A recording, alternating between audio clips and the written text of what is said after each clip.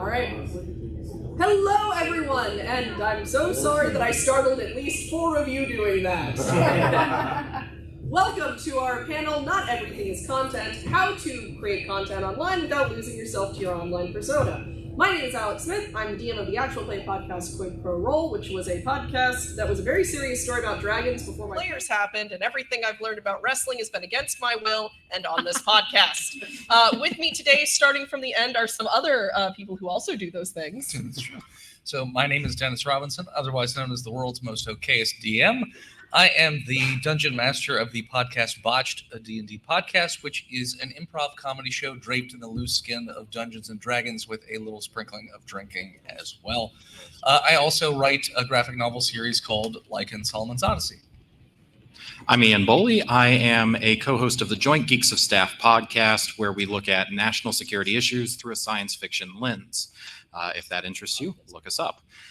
My background is in finding information that people don't want me to find and using that for the U.S. government, generally speaking. I have worked as an investigative analyst at an embassy overseas, and I am currently a government contractor. I am also a PhD candidate in military history. You are a fascinating individual. I was like, that's way cooler than Wow, me. okay. You're over here with all these credentials, and we're like, we play Dungeons and Dragons. It's really okay because you guys all have much bigger followings than I do. So a little help, you know.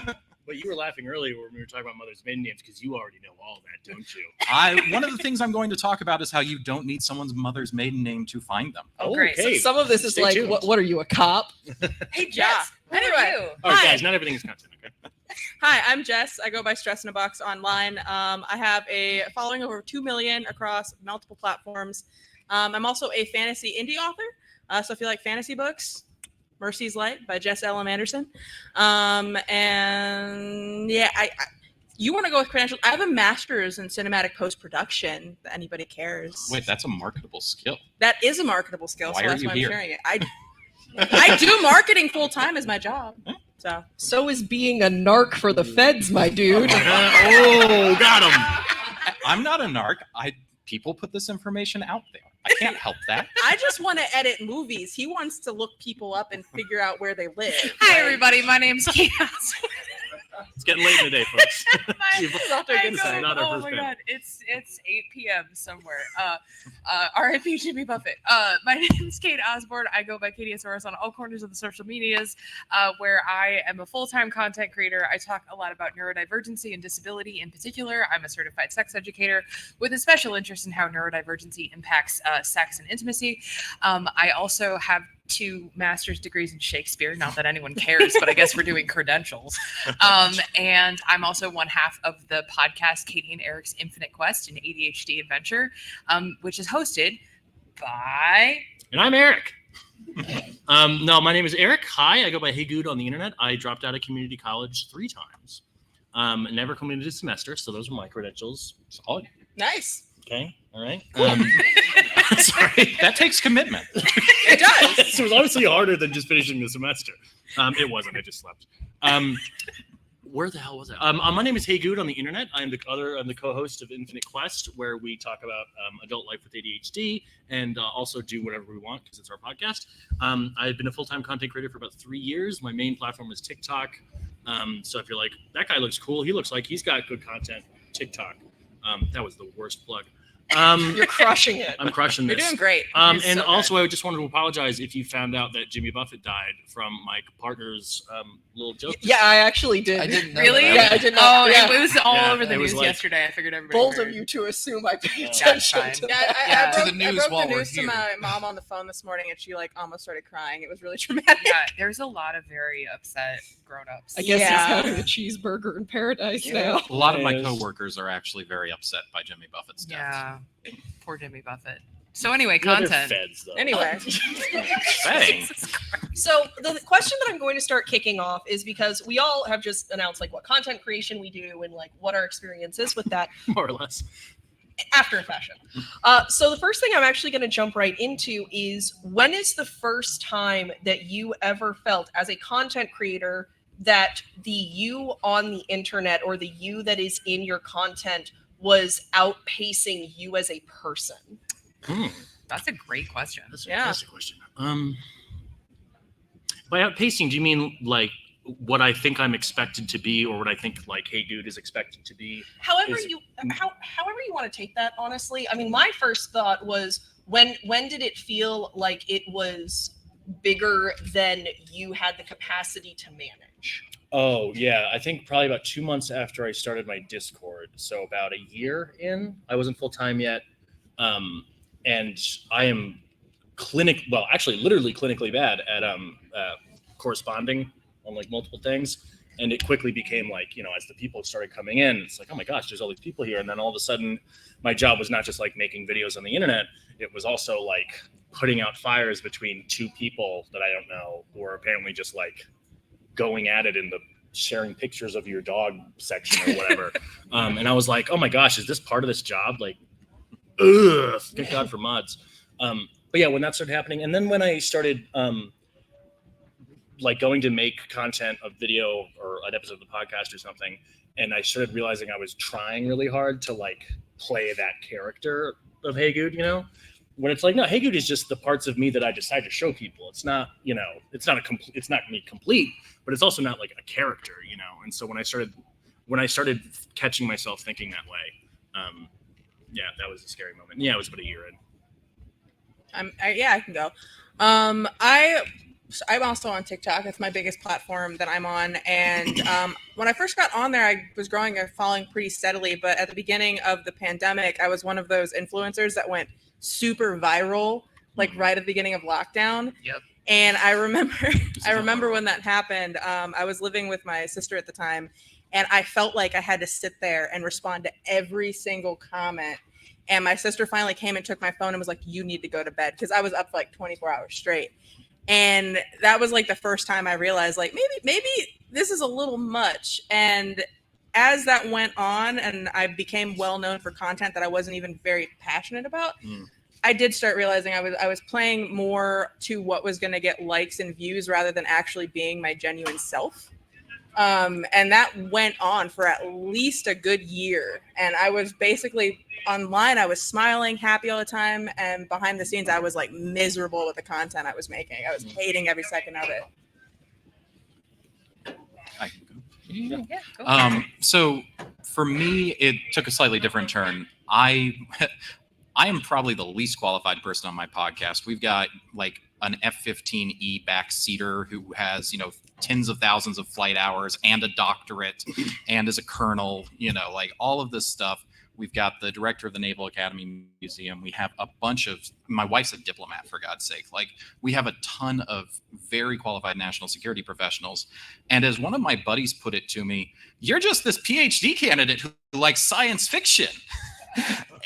But I'm the one managing the Discord, and I'm the one kind of, like you mentioned, intervening in debates where people are discussing real world stuff and then taking it back in some cases to their military units and saying, hey, I'm going to use this concept to teach young officers and young sergeants how to analyze our adversaries. And at that point I was like, holy crap, this is way bigger than I ever expected it to be in terms of responsibility, not necessarily in terms of numbers, but just in making sure that these folks are getting the best analysis that I could put forward on some of these things. For us, so for Botched Podcast anyways, we're a goofy little comedy podcast. The Discord community, though, kept growing and growing. And with it, we get people from all different walks of life who all have different opinions and different views. And I am not usually ever allowed to do anything social media wise, as my hetero life partner, Phil, will tell anybody. But one of the things we started to notice, though, was that people started to really butt heads in our Discord, because we never put any rules in there or anything like that. So then all of a sudden religion would pop up and politics would pop up, and we would start getting messages like, hey guys, you guys need to take care of this before it turns into a bigger issue.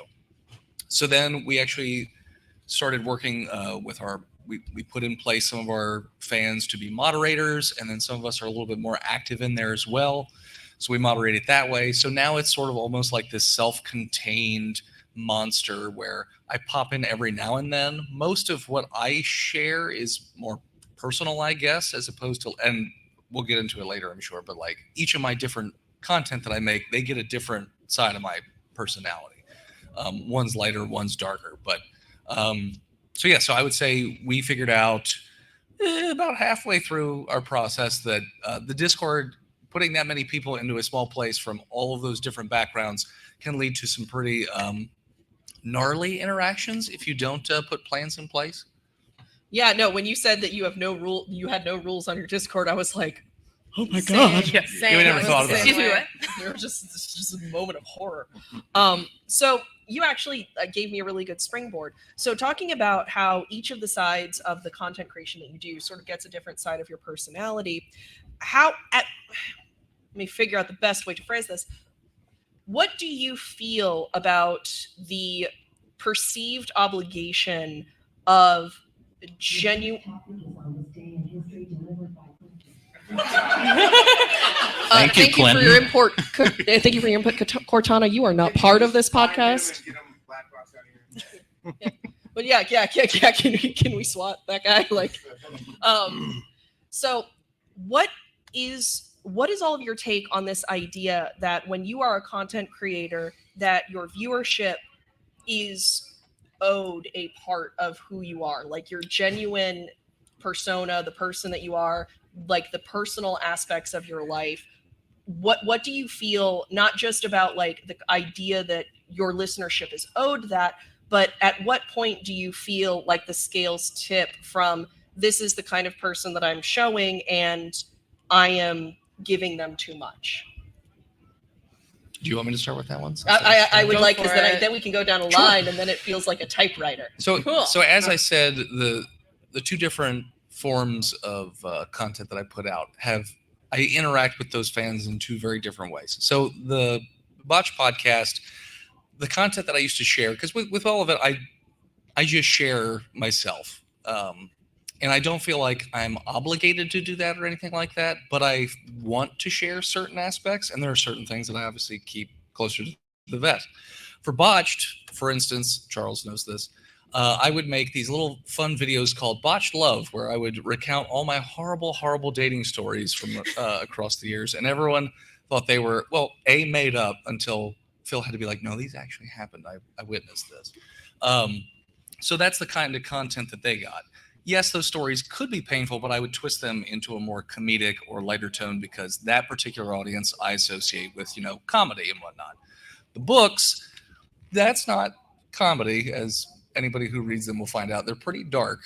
So the audience that I have for that, the way I communicate with them is through a newsletter. And what I said when I have people sign up, it's stories from the road, it's personal stuff about me, and then book updates and pictures of the dog. Mostly people sign up for the dog. So recently it was just that. It was just, hey, this is my journey and whatnot. But in the last month or so, I actually had a few things happened, and I ended up having a mental breakdown. And it was in a month where I wasn't doing conventions, so I didn't have those sorts of updates. But as somebody who has a psych background and has been told for years and years and years to get help and never did, I took the opportunity to share bare bones basics, no details, about what I was going through. And I said, don't be like Dennis. Don't be stubborn for years. If you need help, go and get it.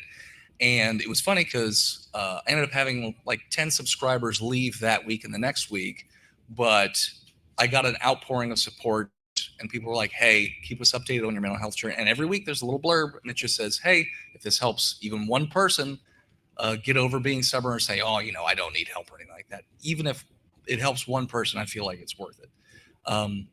So that's how I differentiate between the two content streams. Do I feel obligated to do either one? No, it's just that was my goal, was to share more of myself in those different aspects.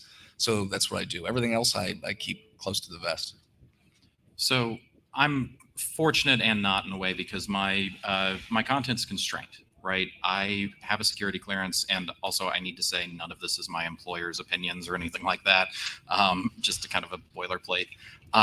But my audience also tends to be in the national security field. So there's not really an expectation that I'm out there sharing my personal life, that I'm sharing information that could be sensitive to me or to anybody I'm working for.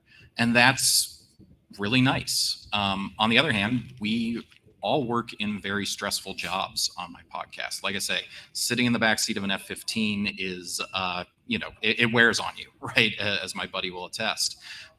So what we did was at one point, we talked about burnout on one of our episodes in our context, specifically to say, hey, kind of just like you just mentioned, don't be that idiot who doesn't go get help.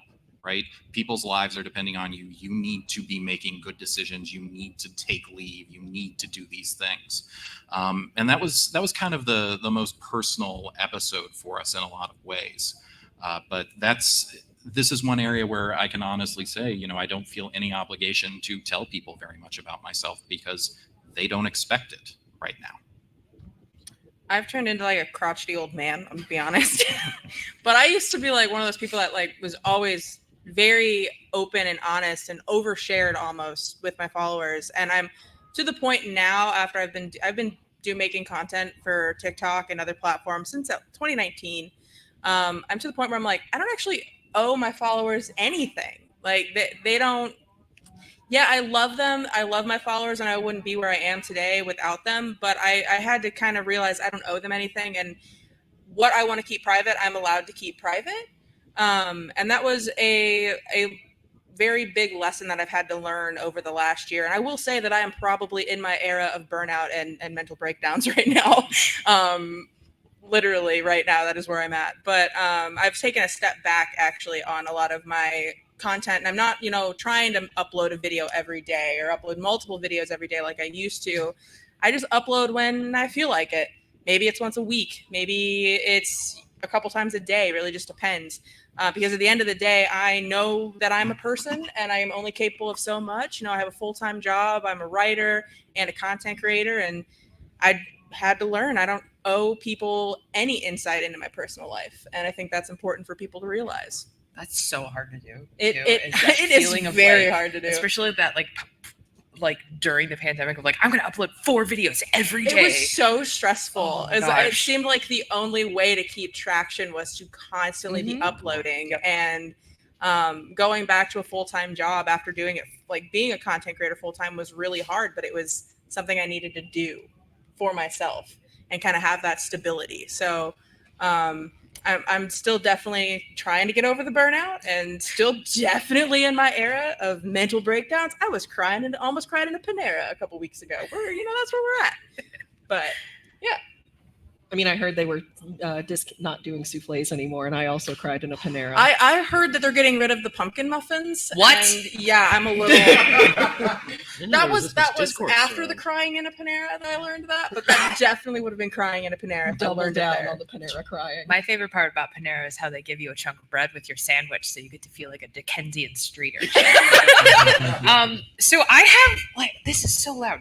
I have a really weird relationship to this conversation. I was actually going to ask because so much of what you do is intimacy. Exactly that, because I got my start talking about my personal experience with ADHD and autism and depression and anxiety. And then as I sort of picked up steam and started building an audience, I sort of got into that mode of I want to make the content that I'm passionate about and I care about. And what I realized is that I care about sex as a concept, not as an activity. Hashtag demisexual, thank you. And so for me, I went back to school, I got certified, I started learning a lot about sex and intimacy, but there's a very fine line that you have to walk when you talk about things like mental health and sex and intimacy online, because it's you don't want to get too graphic, you don't want to get too personal, but also a big part of my sort of mission statement and the thing that really drives my content is the fact that I started making content because I felt so alone. I felt so broken. I felt like I was the only person who felt the way that I did. And finding a community and finding an audience was so important. And so when I first started making content, I leaned really, really, really, really hard into overshare. And I look back at some of my early videos and I just cringe. I'm like, wow, that was a choice that you made. But similarly to Jess, like I think somewhere along the way, especially like after I sort of hit the like multi-million follower mark, I got to the point where I kind of had that realization too of people would message me and they would ask me, deeply personal things about, my sex life or like how, like Eric and I are intimate. And I was like, I mean, you can listen to our podcast, but I'm not gonna tell you for free. And so it was that kind of thing where it's really important to me to be a person who is authentic and transparent, especially when it comes to the things like the challenges of living as a neurodivergent person and a disabled person. But I think there's a line, and the real truth is I don't think I've found it, because I'm sorry, I know I'm talking for so long, but when I get too far away from that sort of sharing mode, my content starts to feel very sort of clinical and unpersonal. But when I go too far the other way, then like my marriage starts to suffer. So for me, I'm very much always kind of walking that razor's edge of it's so important to me to talk about my own experience. But you have to be thoughtful about it is maybe my answer.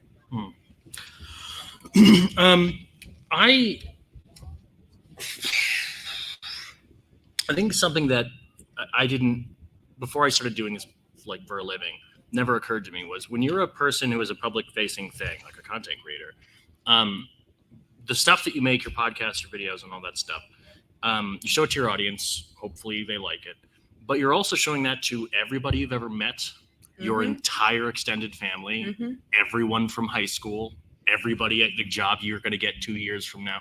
So you're just going on the record, capital R. And that's terrifying. That will keep you up at night. And so when I first started, I sort of considered myself like sort of Jeff Goldblum in The Fly, where when something would happen, when I would like get into like a blackening depression, where normally I would just like stare at the ceiling for a couple days. I would go like, all right, I'm going to document this for, people. Like, for example, my mom has depression, and it's taken my dad years to like recognize what depression looks like. And it doesn't look like sadness a lot of the time. It looks like a bunch of different things. And so I would make like just videos, not about anything, just documenting like, okay, so impressed. If you notice my eyelids, when I raise my eyebrows go up and my eyelids don't quite all the way open, because I don't care enough to open them all the way. I did a lot of that kind of stuff. I also have very severe ADHD, which is how we met. So if I was ever having a particularly bad day in that respect, I would be fiercely honest about it, because it matters to me very much. And then I started doing more stuff about like intimacy and stuff when we started working together. And I don't know where I was going with that. But ultimately, I think, do you owe your audience anything? Some of them, yeah. The people who support you financially, if they donate to your Patreon, you owe them something, unless they specifically say like, just, I don't care here, so that's a weird dynamic to sort of play with. But ultimately you have to remember that like, you don't owe your audience anything in respect. You don't owe your audience everything. I suppose is whatever it is you owe them is much, much smaller than showing your whole vulnerable self fully and all the time. Like that'll break you really quickly. I consider myself to be going through sort of a very long, drawn-out mental break for the last like 6 months. My content has been sparse and ill-inspired. I don't know. So I've been pondering these. It's funny. I've been pondering these questions very deeply, but I haven't arrived at any answers yet.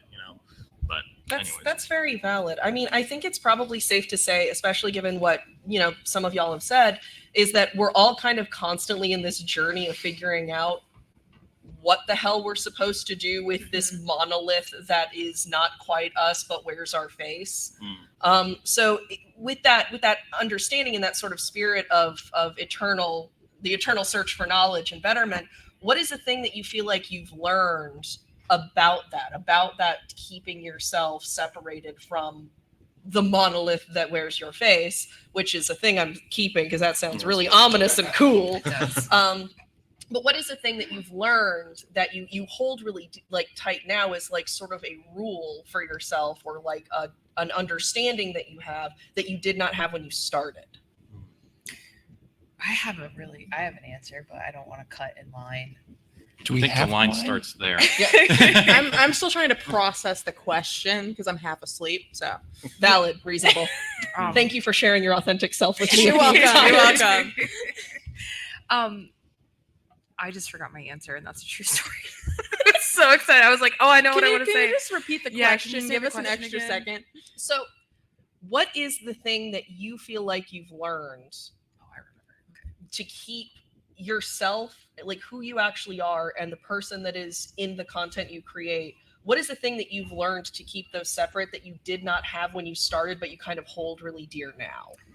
Okay, remembered my answer. For me, it is, and it's weird because I'm gonna talk about a thing that I don't talk about to talk about the thing that I don't talk about. But for me, I learned really and truly about listening to the people around me and their comfort zone.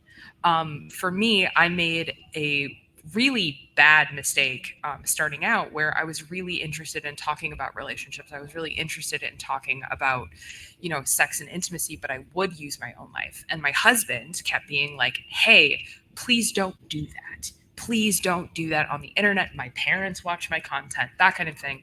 But it was important to me, and it was something that I felt passionate about, and I have ADHD. And so I go, of course I'll listen to you. And then I wouldn't. And that caused a lot of hurt. And that caused a lot of damage in my marriage. And so for me, I've learned that sometimes I'm not the best judge of what is okay to post. Because for me, I talk about sex on the internet. The cards are on the table. People know what I'm going to say. But a lot of times that does involve other people, or talking about certain topics involves other people in my life. And so something that I've really put into practice is just the simple, like, hey, is it okay if I post this? Is it okay? Like, and I'll watch the video with my husband. I'll watch the video with my partner, Eric. And most of the time they say yes. But every so often, my husband will say, actually, I'm uncomfortable with that. Could you not? And I say, no problem. But that being able to say no problem took a lot of work on my part. And I want to be very honest about that, because I was not great about that starting. And I regret that a lot, because I was like, well, I made the content, so I have to post it. You don't. It's not worth it. It's not worth the hurt and the damage that it could do. If you're hurting the people around you with your enthusiasm to share, don't do that. I actually have like 3 answers, and the 3 things that I wish I knew when I started. 1, make the content you want to make, not what people want to see. Like what your followers want, make what you want. Otherwise, you are going to get burnt out really fast. Sprinkling it in there, cool. But don't focus entirely on what your followers want. Make content for yourself as well. Otherwise, you'll get burned out. The second, when we live in a world where duet and stitching is like a big thing on TikTok right now, always double check what the video you're stitching with the context is, because I've definitely done that and I felt horrible, and then I followed up with an apology video and I actually learned what the original video was. And then I had a third one. It's there. I've lost it. If I remember it, I'll come back to it. But those are 2 things that I really wish when I started out I would have thought of and would have put into practice, is mostly that one of making content for myself, not just for my followers. For me, I came to a new appreciation of the difficulties of being an officer in the military. It's not something I've experienced. I've never served in uniform, but my co-hosts routinely have to cut stuff out where it's like, yeah, I walked in for this interview and the person interviewing me was like, what's the Joint Geeks of Staff? And, I had to give an answer, and it was funny because blah, blah, blah. Couldn't put that on the podcast because there were so many touchy things about that interaction and what it could do to their career, right? We did an episode on January 6th, and that was very emotional for all of us. But also, we led off by talking about the rules that prohibit military officers from talking about politics in certain respects. And, I came to understand that academics do have a certain degree of freedom that I didn't realize I'd had. And it was really kind of empowering for me to be able to say that for my friends. But I also had to, remember to keep the conversation in a place where we wouldn't have to cut it and it wouldn't hurt them, like career hurt them. So that was kind of the rule that I had to learn, was how to keep things, I don't want to say apolitical, because a lot of things involve politics, but on a certain line of the political spectrum. For me, so it's a bit wonky. The content that I'm releasing isn't really about me. Like the podcast is obviously just a bunch of goofballs doing goofball murder hobo stuff. And then the books, obviously, not a werewolf or anything like that. But Wait, you're not? What's the I blood? thought you were. that's Santa Claus. It's different. Okay. It's a whole thing. I thought Lycan was autobiographical. If you ask my therapist, parts of it are. That's actually ICANN, and the print right. just got messed up. Yeah. Yeah, you're right. But so like the bonus content that we do is about me. And I would say what I learned was kind of the opposite, which was at first I didn't give people much of anything, or I would twist everything so that it was just the comedic parts. Even if it was deeply hurtful to me, I would twist it so that it was just the funny stuff, or make it seem light, or like it didn't hurt me or anything like that. And then for the book stuff, it was just my journey, things like that, and sort of going through this phase that I've been dealing with the last couple months. I've realized that, for years and years, I just sort of put up this wall and kept everybody behind it, friends, family, anything like that. And through opening up a little bit more, still not giving too much information, but like opening up more, it allows people to then provide support. And every time I send out an email, I usually get at least 4 or 5 responses pretty quickly. It's just like, hey man, thanks so much for your updates. One person even said, it inspired me. I'm going to go, I've been dealing with some stuff too. If you have any resources for me to reach out to, I'd like, that sort of thing. So for me, it's sort of the opposite, where I learned that it could be more beneficial to open up a little bit more, while still, like I said, you don't want to give too much information away. But by sharing more of myself, it allows other people to feel, I guess, a little bit more comfortable, or a little more safer, more confident to sort of be their normal self, I guess, is the way I would put it. I remembered my third thing. Can I? Please do. Cool. So my third thing was, when you're angry about something, record the video and don't post it right away. Is this the like content creator equivalent of writing angry letters and not Yeah, sending yeah. emails? Yeah. Put it in the drafts. Rewatch it the next day. If you're still just as angry, then you post it. Because I have done a lot where it's like quick react, and then I automatically was like, oh, I may have overreacted a little bit. I should take that down. I imagine the kind of content that you create is a little bit harder than it is for like, those of us who have like fully edited podcasts. Yeah. It's a lot harder to like pull back the impulse of I'm feeling something right now. I need to post something right now. A lot of the times, and the reason I said record it then put it is, a lot of the times when I do just put it up right away, it ends up just adding fuel to the negativity of the situation. And this has been, like beef with other content creators, or, just I got, angry at somebody who did like a chargeback on like a book or something, realizing, okay, if I talk, like, A, my words have power, and B, maybe this is something I shouldn't be sharing. So when you're angry about something, record it and then decide later if you're going to burn it or post it. Yeah. I have a thing to add. Cool. Another thing that has everything Jess just said. Write it down.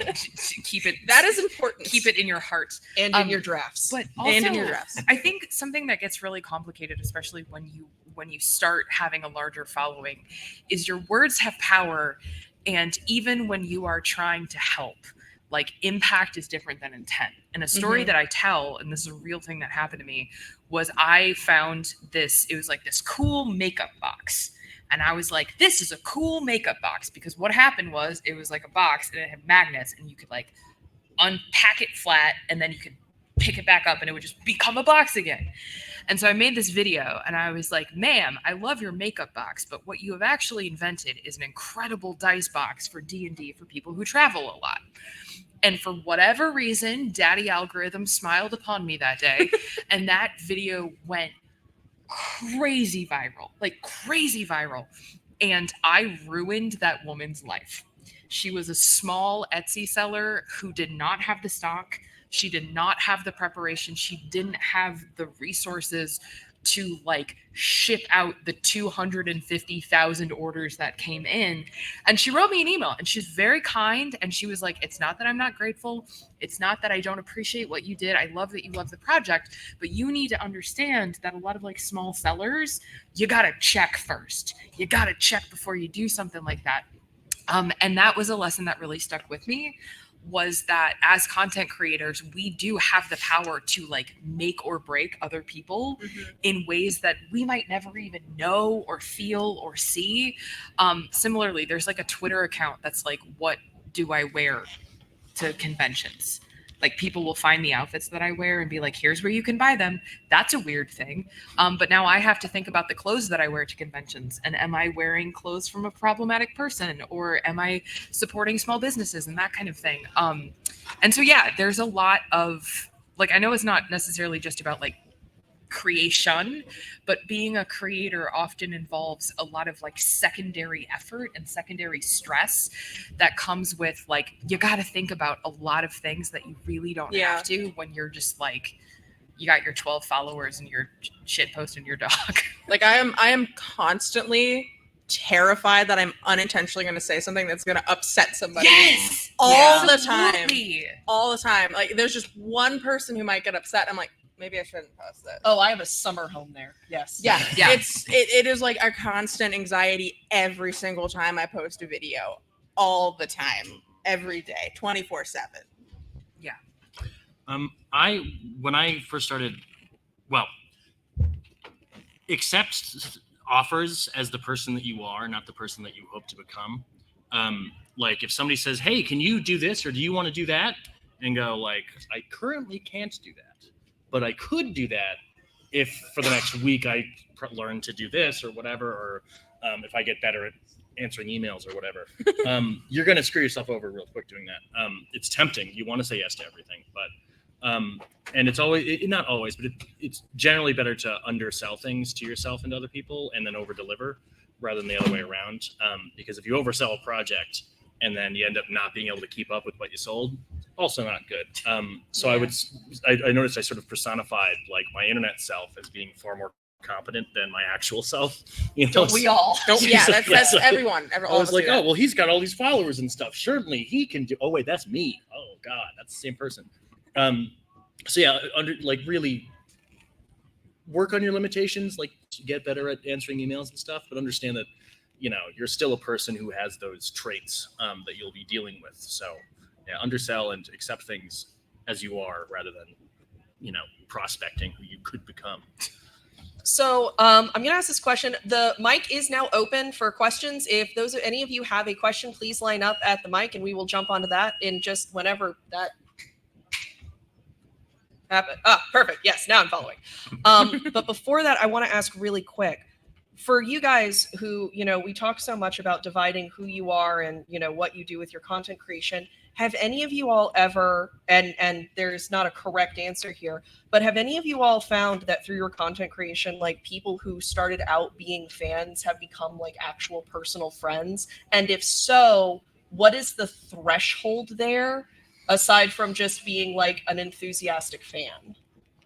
For us on Botched, in fact, our first live show here in this room back in, what was it, 2017, 2018, Charles? I forget, but 17.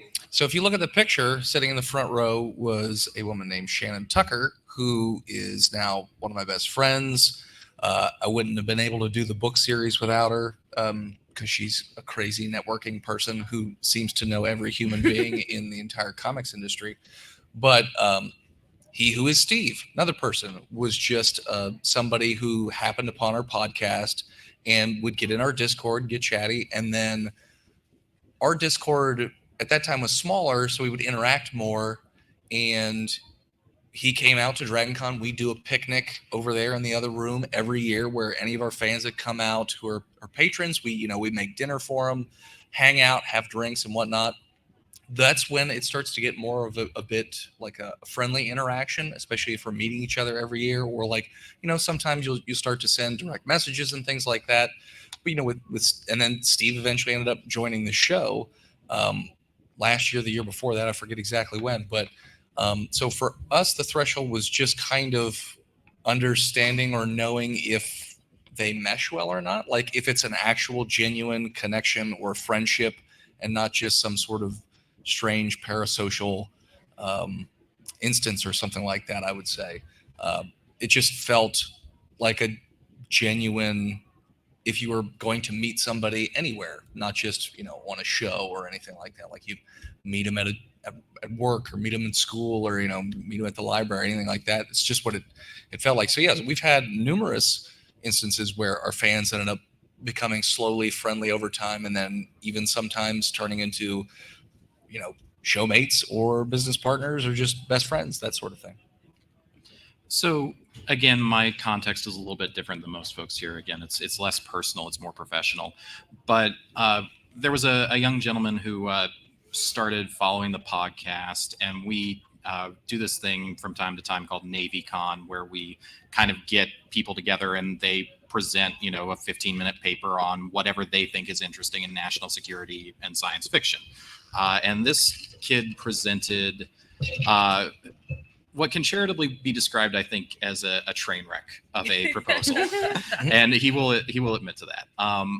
But I kept talking to him mostly because he was persistent in the Discord and just like kept asking questions, and I'd respond, and I noticed over time he was learning very quickly, and he started messaging me privately and was like, "Hey, what do you think about this? What do you think about that?" And it turns out he was like a community college freshman, and had been, he had the guts to send that paper in from that standpoint. Again, this is an event that would get like, we had the Major General who was in charge of the Australian War College, right, show up for this thing. This is big players, and he's got the guts to do that. And so I was like, okay, there's something here. This person is smart. So I started working with him and trying to mentor him a little bit because he was interested in national security. And now he is applying for jobs in that field. He's going to study abroad soon in Japan. He's moved on to a 4-year institution that's quite prestigious for what he studies, and he's living his best life. And I'm super proud to have gotten to know him and be a part of that. So that would be probably my experience on that front. One of my absolute best friends in the world was actually a fan of mine when I first met her, and we just ended up meshing really well. She was really active in my community of followers, and I reached out to her and was like, "Hey, would you be interested in being a moderator?" Because she knew her stuff, and we just ended up hitting it off so well. And like, she walked my parents' dog down the aisle. Like, we've only been knowing each other for like 3 years. Like, we just hit it off so well. And but I think kind of where you kind of have that line between fans becoming friends, I think it just really depends on that fan, and not so much that they're persistent, but just meshing well with them. I even have readers that we have a Discord server for my book series, and I have readers that I feel like they've become friends as well, just because they're so active and interactive, and I get to talk to them and hear what they have to say about my novels. And I really just think it's the vibes. They gotta have the right vibes, you know? It's all about the vibes. All about the vibes. I had this, so this is it's not complicated, but I am a person who has never really made friends easily. I was an undiagnosed neurodivergent kid. I didn't really fit in. I didn't have a lot of friends in school, and I put all of my self-worth into getting good grades, so I didn't have time for friends.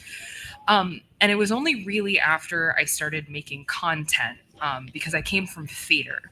And theater is weird because you have to sort of constantly change who you are to suit the show, and hope that someone picks you. And then I started making content, and I got to finally really embrace the things that I care about and I'm passionate about. And I had this moment, and it was literally last night, where I was sitting around with a group of people that I met because of the content that I make, and I happen to know who are like doing TikTok makery cool things.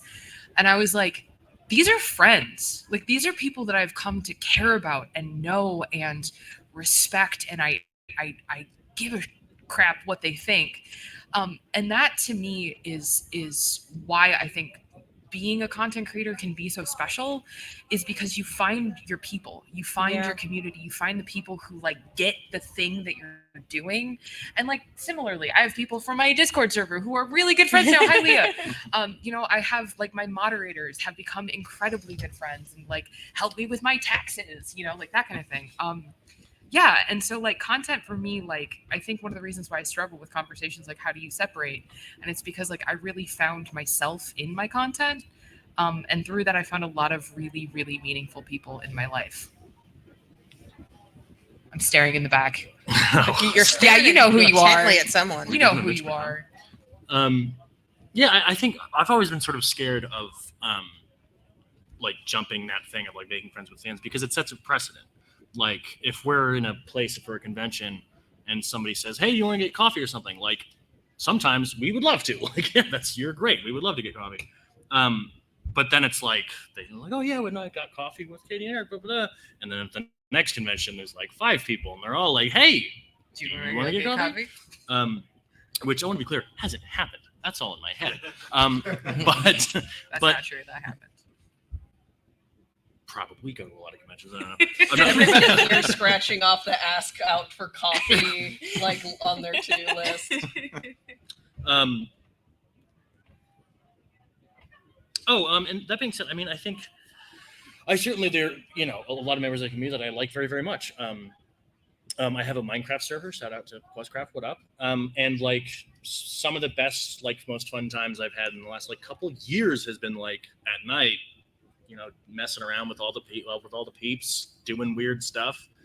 But it will, you know, barring extenuating circumstances, it will never be exactly like this, because you're still a person that can frankly influence a very large amount of people, including that person. It's sort of like, you know, dating your boss or something. It's like, you know, you might actually really love, but as long as they're your boss, like there's always going to be that involved.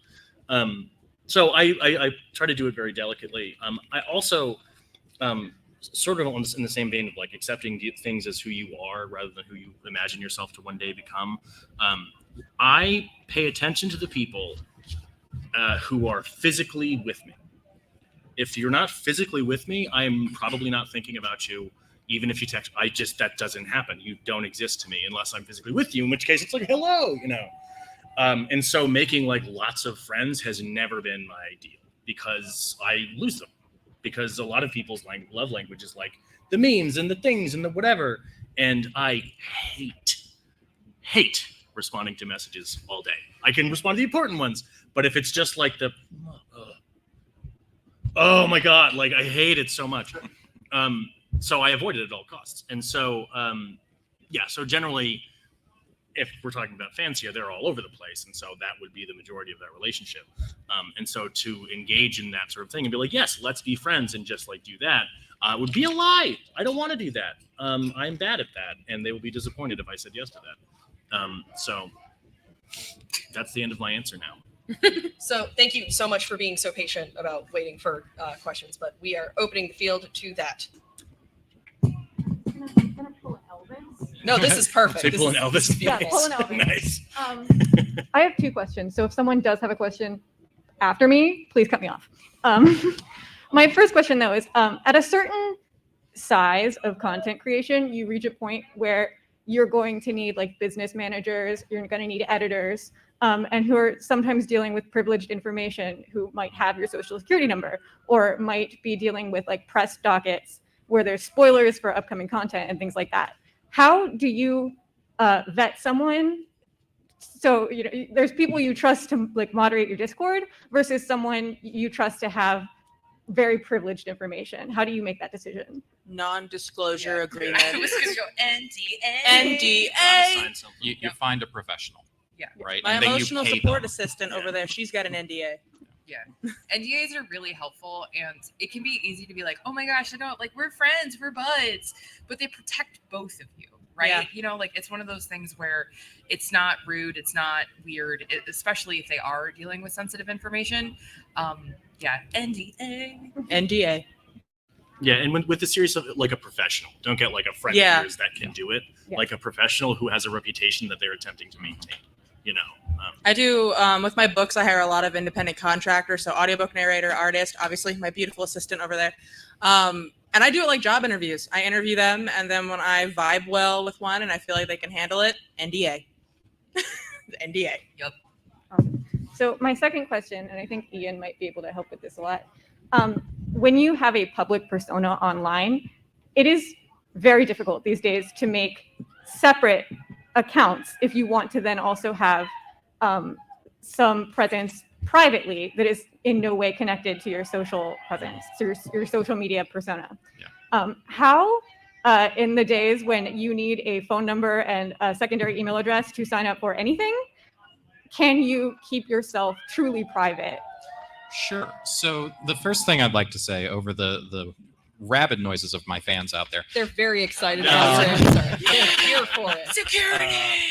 is basically the first thing you need to understand is that if your face is on the internet, you are compromised, essentially. If your real name is on the internet, you are even more compromised. If I have just your birth month, your general coast, and your true name, I could find you in a commercial database, no problem, even in a country where everybody's got pretty much the same last name. I did it a lot. True name makes us sound like we're fey creatures. I know. So let's Yeah. hear about Yeah, your that's name just the- have power over our social security number. Somebody take me off of famousbirthdays.com, please. Believe it or Oh not, my that is God. the term that we use on like the forums and stuff. But Golga to, man. to answer your Yeah. question in a practical sense, the answers are pay for a burner phone with cash, right? Use that burner phone to set up your account.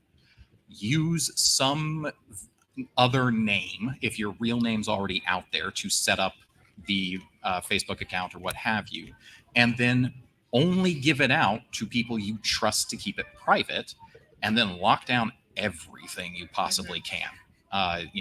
Click all the boxes off, basically. And beyond that, there's not a ton you can do, because if someone's determined to find you, they'll find you through like whitepages.com. They don't even need the higher end databases that I was using. And if a nation state, God forbid, wants to find you, and there are people for whom that is a concern, especially if you are of specifically Chinese descent, the People's Republic of China considers you to be of Chinese descent. If you have like 12 Twitter followers and you post something about Xinjiang, about Tibet, about Taiwan, about potentially Hong Kong, they will give you a call from your grandma's house, and IE will say, "Hi, there's a nice man from the Public Security Bureau here who wants to talk to you." And this is not made up like crazy Fed paranoia. This has happened. It's happened in the US, it's happened in Canada, it's happened in Australia. It happens a lot, and it happens to anybody who's got family in the PRC potentially. You're scaring me. Like, as That's scary some as this juicy is, I'm bullshit. kind of like, I'm on a panel where someone's advice is get a burner phone. This is so cool. It's exciting. It's Oh my exciting. God, it's Jason Everyone Bourne. gets to be a spy. Like, don't get me wrong, I'm terrified, but at the same time, like, I feel like a spy. I mean, at the same time, right? Like most nation states don't care, right? Unless you're, going up against the Russian troll army. If you don't have an ethnic background that will trigger the PRC's flags, you're probably okay. So it's just a question of what you're saying and the people who might be interested. But again, the practical advice, just to answer your immediate question: burner phone with cash, don't associate your name with it at all if possible, and then set up a burner email address and use that to set up your social media account. And this is so silly that I feel silly saying it in front of a national security expert, but I was the dumbass who kept the same phone number that I've had since high school. And I was like, that's probably fine. And then I got very famous, and a bunch of people from high school were like, oh my God, I still have her phone number. And they started giving it out to people. Like they would just be like, hey, I heard that you know Kate in high school. So I finally had to change my number, and I was really sad because like I like to personify things, and it was like, oh, my poor set phone number is so alone.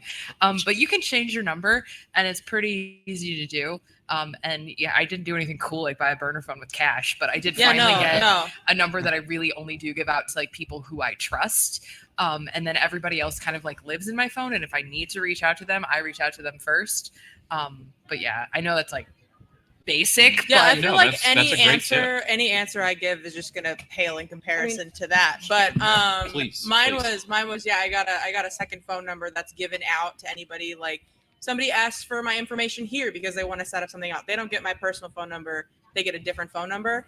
And then the only social media that is specifically for like my friends and family is my personal Facebook account, and nobody can friend me. I can only friend them. And I have everything set to private. I have been very fortunate because the house that I live in is and anybody who's from Tipton knows this, is very well known. And I've been very fortunate that my fans in Tipton have been very, very, very respectful of my privacy. But I have gone to like a store and they'll be like, I know where you live. I'm like, cool. Okay. Time to buy a burner phone with cash. Time to move out of Tipton. You have your full name in the county you live in, so I can find your address. Time to head out. Well, actually, I don't own the house, so we're good. Oh, okay. Is it a train? Yeah, what was that? It's the rapture. I don't know. But yeah, on a much less like national security level assassin type thing, I've thought about that too. Like, I would really love to have just another account where I can just do whatever. Just to go play video games with friends. Yeah, exactly. So if I were to, this has been the running plan, is just keep your face out of the other one, you know? So post like what you're looking at, not like you in front of what you're looking at. And then the people who you want to follow that account, your friends or whatever, they know it's yours. So this is my breakfast or whatever. And then you can use like a voice changer or just use text or whatever. And then of course, different name. But yeah. That seems to do the trick for a lot of people. But overall, regardless of which account you're using, be very cautious about posting pictures of places. Oh my god. Yeah, very much so. Yeah, Belle Delphine, I think, was found from like 3 frames, not 3 seconds, 3 frames that showed a window of her street. Yeah. So, again, if someone's determined to find you, they will find you. And at that point, what you need is a relationship with the cops. Yeah.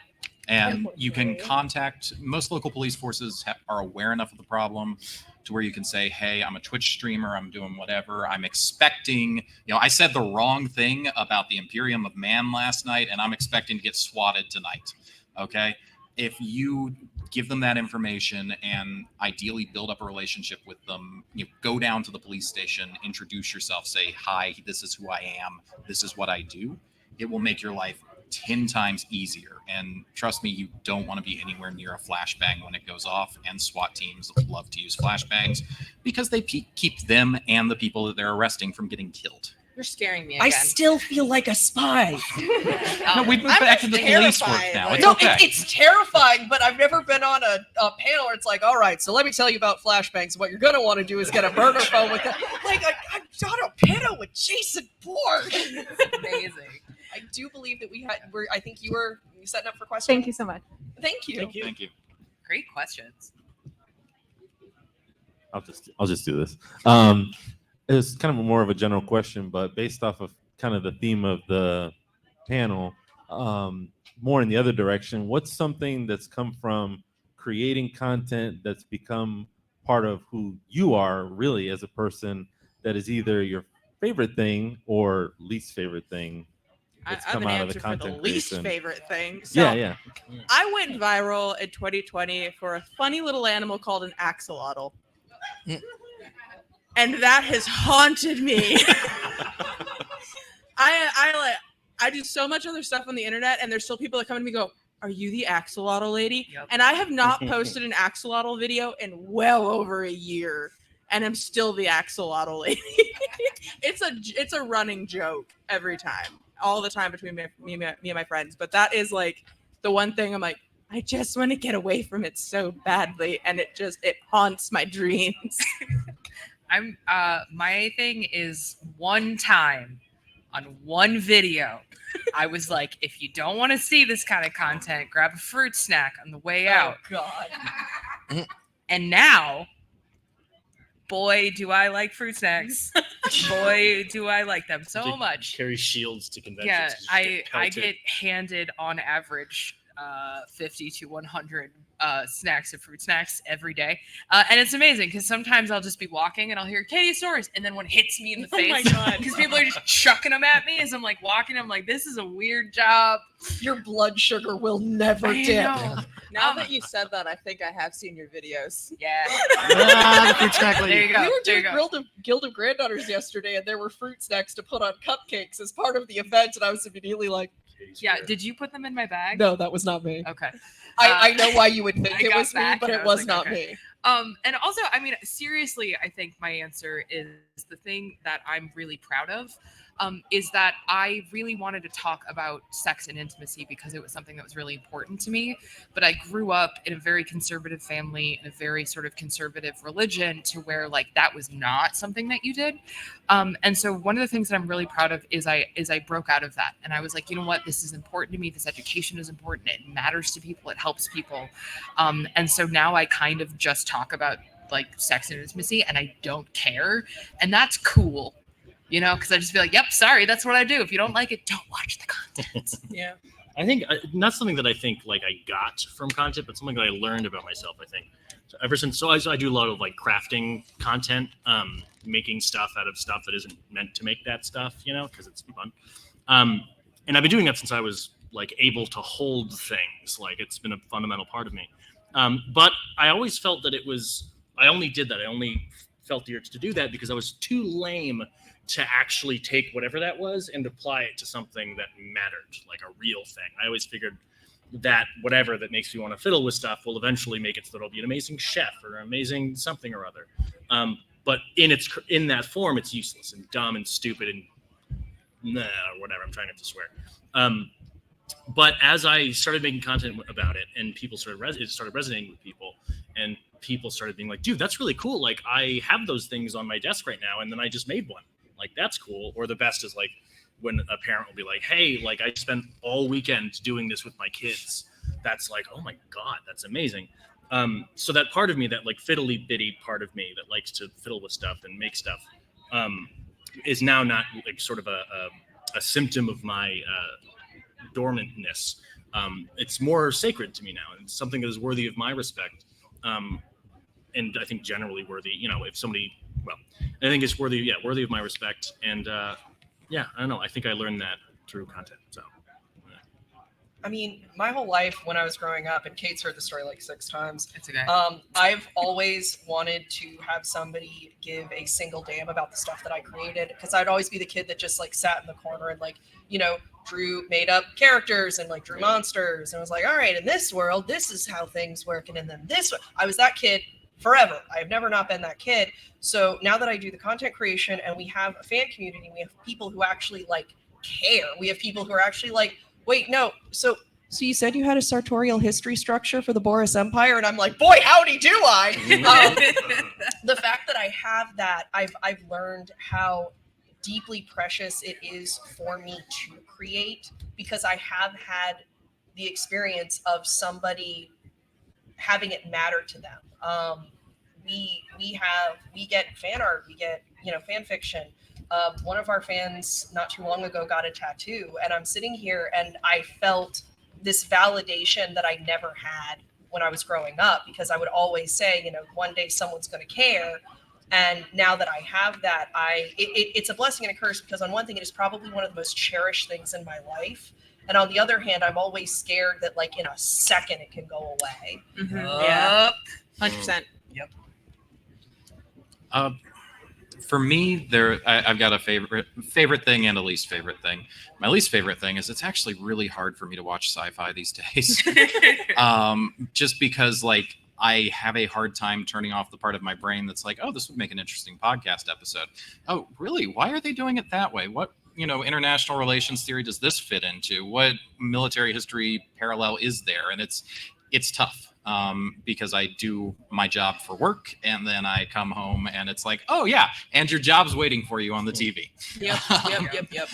But my favorite thing is, as I mentioned, I'm again probably the least qualified person on my show, and I feel very empowered by my co-hosts. They have been nothing but supportive, and they have been very respectful of my ideas and of my effort to, get a PhD and to have that level of knowledge that comes with that. And that's been really special to watch. Both them learning where I'm a total dumbass, and being able to kind of move past that imposter syndrome that we all have, and to kind of understand that, I have something to offer.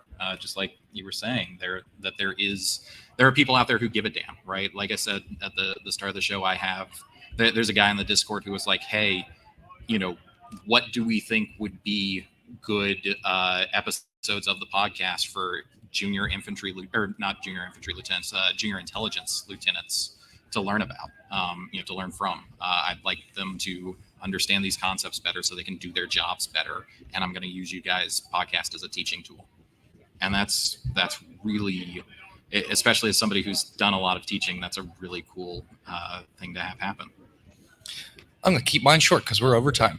Sorry. Negative thing, or the thing I'm least favorite about, is with the books, when I go to conventions and you're trying to sell stuff to people and you're trying to be interpersonal, people taking that to mean that you're like being flirty and that you're like into them or something like that, and then dealing with that awkwardness for possibly 3 straight days at a time because you're stuck in one spot. They know where you are for 3 days. The favorite thing is the real treasure was the friends we made along the way. That's it. All right. So, guys, if people want to hear your sonorous voices, see your delightful faces, some combination of the two for some of us more than others, where can they find you? In about 25 minutes over in the Marriott, we're doing Blood Feud, which is a Family Feud style D&D themed game show. We're not losing this year. It's not happening. Do what now? We're not losing this year. I It's don't not care happening. anymore. I'm going to fight someone. In the Hilton Crystal Ballroom tomorrow night, Botched a D&D podcast is launching season 8. We are doing an SCP themed campaign, complete with a little junior researcher training video to lead us off and whatnot. And you can find me on the internet at World's Most Okayest DM and my book stuff at hiveheadstudios.com. So tomorrow I'm over in the Marriott on the Star Wars track doing Star Wars and modern military culture. So that's where I'm at DragonCon. And on the internet, it's the Joint Geeks of Staff podcast, and you should check us out. For me, you can find me on pretty much any social media platform as Stress in a Box, any of them. And if you want to find out more about my books, go to those platforms and then click the link in my bio, as you say at the end of every video you ever make. I will also be back here tomorrow at 11:30 a.m. For a panel right here in this room. So. You can find me as Katiosaurus on all corners of the social media where there's a Katiosaurus to be had. It's me. And tonight I'm actually talking more about creation, but I'm going to be talking about the spicier side of digital media and the schmonly schmans. If you want to come check that out at 11:30 here in this very room. Otherwise, you can listen to our podcast, Katie and Eric's Infinite Quest, or just follow me wherever you feel like following me. Okay, bye. That was great. Thank you. I'm Heygude, Heygude. Most of my content is on TikTok. If you're interested, I am also the co-host of the aforementioned Katie and Eric's Infinite Quest. I will also be in this room tomorrow at 11:30 a.m. No, you're in a different room. Am I right? Yes, I'm right. How to have an actual play podcast keep it fun. And then later at 5:30 in this very room, talking about mental health and content creation, which is a great time. Be kind to yourselves, folks. And my name is Alex Smith. I'm the DM of the actual play podcast Quid Pro Roll. And if you want to find me, you can find me there, internet-y wise. If you paid for the podcast, I did not see that money somehow. So it is anywhere podcasts are not sold. And if you would like to see more of my stupid jokes, I'm also going to be on Blood Feud in Like 20 minutes.